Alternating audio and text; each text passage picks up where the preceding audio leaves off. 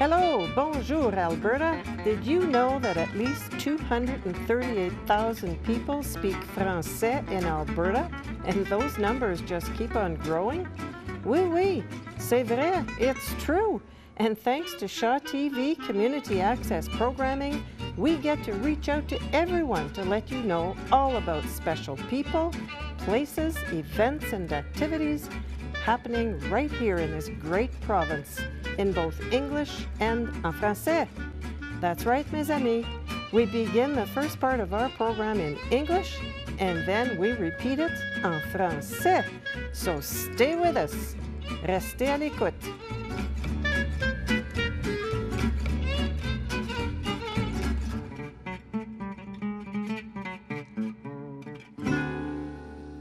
Welcome et bienvenue to Hello, Bonjour, Alberta. I'm Mark Lalonde. And I'm Anne Boiteau. We're celebrating the 60th anniversary of the twinning of the cities of Calgary and Quebec City. And of course, a big event coming up in Calgary is Canada Day. Mm-hmm. And we're very fortunate to have with us two gentlemen who are on the City of Calgary Canada Day Committee. We have Kevin Wong, President of the Sinlock Society. Welcome, Kevin. Thank you. And Merci. We have Alain Dupéré, the strategic manager of the East Village Community Neighborhood Association. I almost got it. Also, just call it EVNA. EVNA. EVNA. Okay, well, Okay. that'll tell you right away what it is, won't Yeah. it? Okay. These acronyms are great. Okay, welcome, guys. Let's start by hearing a little bit about each of you. Let's start with you, Kevin. Where were you originally born, and how did you end up coming through your education and all of that, and the Canada Day Committee? So I'm the president of the Sinlock Society of Calgary, which is a nonprofit Chinese cultural association. What we do is we preserve and promote Canadian Chinese culture. You may have guessed, I am both Canadian and Chinese. Okay. The most public thing that we do is we have Sinlock Park on Riverfront Avenue, which is the only green space, one of the only green spaces in Calgary. And that is one of the major sites of activation for Canada Day this year. Mm-hmm. How I came about to join this was as a major stakeholder in the Chinatown area. The Sinlock Society has always been active in things that involve the entire city. I was born in Calgary myself. J'ai étudié le français de 12 ans à l'école. Oh, okay. All right. So you took French since you were 12 years old. Yeah. So you're a graduate of an immersion program? No, just in school. Just in the regular public school system? Just in school. Boy, you pick it up pretty good. Yes. Je suis un avocat. Oh, so okay.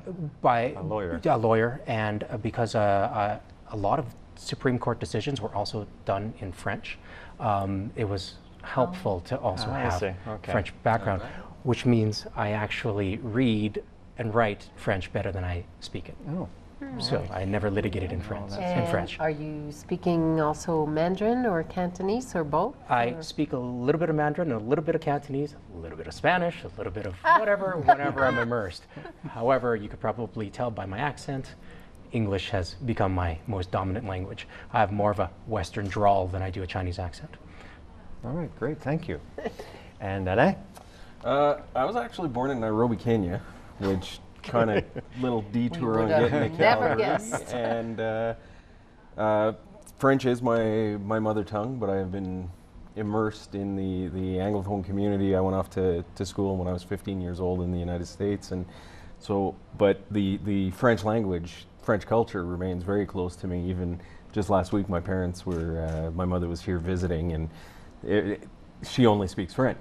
So it's that re-immersion into it, and so it's been a roundabout way getting to Calgary. I've lived in many European countries, the Middle East, BC, Nelson for a few years. That's exotic.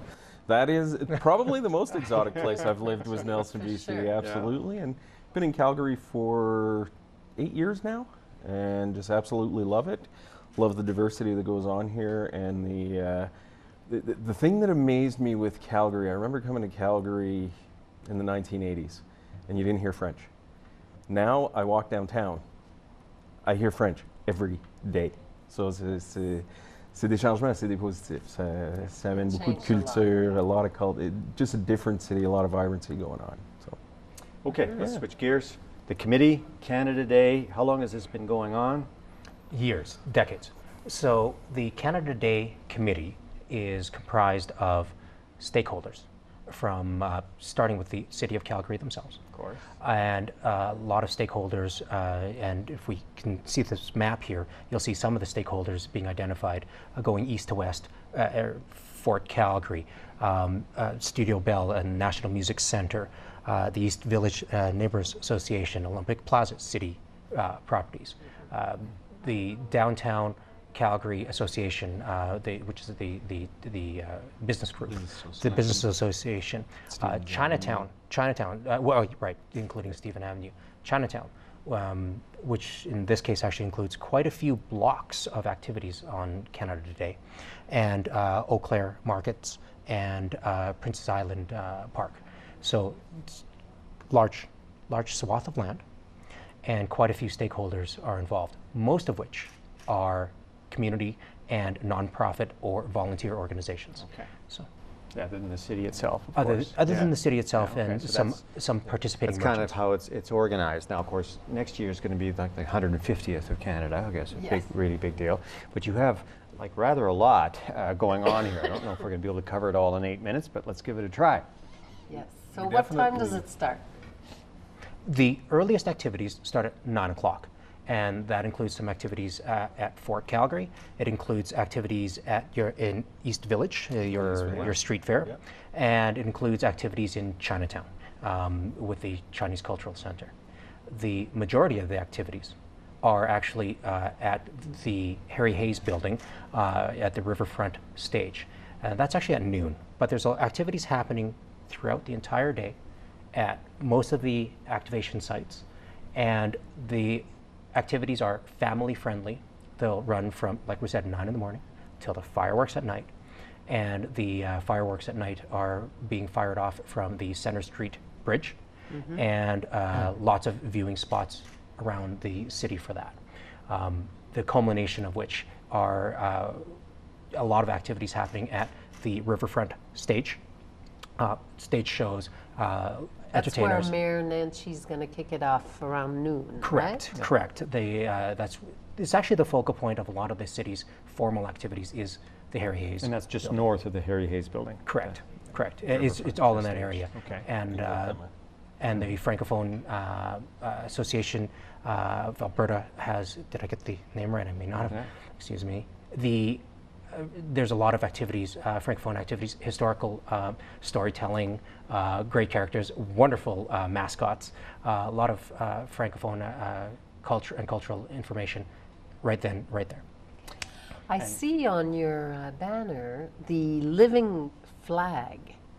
Talk to us a little bit about the living flag and what that activity is all about. Very cool. Yes. Flag, essentially a view from 1,000 feet. Individuals, 1,000 people will come in and wear red or white garments and will form a living human flag, a Canadian flag. So the first 1,000 people to arrive will get a T-shirt? And are told to stand, Or we'll get a T-shirt.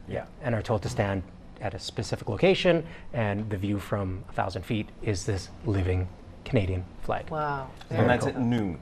Let's at just noon. clarify that That's- one. that's That perfect. goes at Yeah, noon. so you can go see the launch at the Riverwalk stage or Riverfront stage, or you can go to the Living Flag. And And where is the living flag going to be so people know? So the living flag is in the Fort Calgary area. So and then there are maps available to describe these activities for everybody. There is the printed map from the City of Calgary. We also have a mobile app website, on the it's on website, the there. City of Calgary website. We also have the partners, the presenting partners of the Canada Day have also created a mobile app for people to use to navigate the various activities throughout the day, have a detailed schedule of events, navigational guide for you to do, and can also, with some of the participating merchants, avoid the lines and order food in advance. And instead of ordering the on your app, so you can do that. Nice. So, for example, you could order the foods while you're waiting for the fireworks or some other event. So you don't have to worry about little Johnny and trying to wrestle them down along with 250,000 other people. So, and there's activities happening throughout. Chinatown, for example, has activities that span several blocks of activities, lion dancers and face painting. Sinlock Park, the namesake of the society that we have in our park, we actually have seating available, free seating available for those who may be mobility challenged or are seniors, free seating to have a great view of the fireworks, and which are literally just a few hundred feet away from the fireworks. So it's a pretty huge scope. There's 12 different venues here with things going on at various times of the day. So an app to help you navigate that, and you know, some kind of transportation to get back and forth there would be really useful. And there are some bike racks available throughout there as well. Now there are Throughout the city. Throughout the city, yeah. There are activations, entertainment throughout Stephen Avenue Walk as well. So the Eau Claire Markets has a lot of programming available as well. Far too much detail to go over in these few minutes, and detailed schedule is available for everyone. So I see Studio Bell as well. What is the Studio Bell? Studio Bell is a phenomenal national treasure that we've got right here in Calgary. Studio Bell, which is the home of the National Music Centre, a breakthrough centre celebrating Canadian music history, the history and future of Canadian music. Phenomenal event. That is an entire show, which I told you I had a show on just a few weeks ago, and that is a great. That's a hallmark and landmark in this country. And it's opening. It's opening on July 1st, Canada Day also. Grand opening, and special activations will be going on there that they'll be having. I see we've got some activations by the Aboriginal societies and the Canadian military. Phenomenal series of powwows. If you've never seen a powwow, it is something to behold, and that is happening on in Princess Island Park as well. Along with very important this year is the recognition of the military and the involvement of military in Canadian history. There are some major anniversaries of historic military involvement being celebrated this year as well.